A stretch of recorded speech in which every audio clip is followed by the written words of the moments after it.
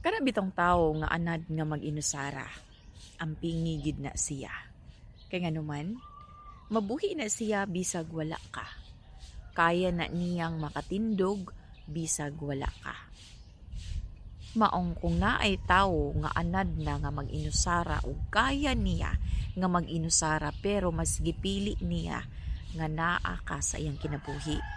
Ang pingi, mahala, ug ayaw gyud nga pasakiti.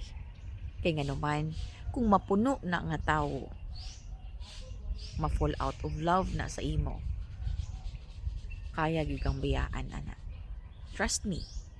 Daghan kaayo karon nga mga babayi nga kaya na mabuhi bisag wala ang usa ka lalaki. Yes. Ug nowadays, kabalo ba mo nga daghan kaayong babayi nga successful pa kaysa sa lalaki.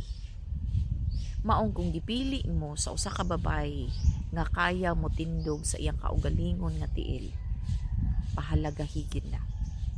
Ang pingi, panggaan na sila. Kaya nga naman, wala na niya gipili ka tungod kay dili niya kaya. Gipili ka niya tungod kay nahigugma na siya nimo. No?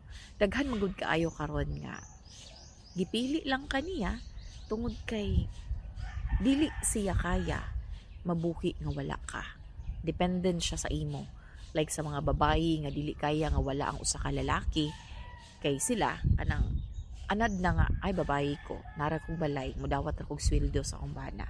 Which is ang mga babayi nga kaya mo tindog sa kaugalingon nilang tiil, kaya na nga walay lalaki silang kinabuhi. Kaya nga naman, kaya niya mo income, kaya niya nga walay support gikan sa imuha, kanang ingon ana nga mga senaryo. So daghan kayong mga babae karon nga kaya mo stand alone. Maunang kung naay mga babae nga nagpangga nimo, ang pingi gyud. Kay di gyud na mahadlok nga mawala ka.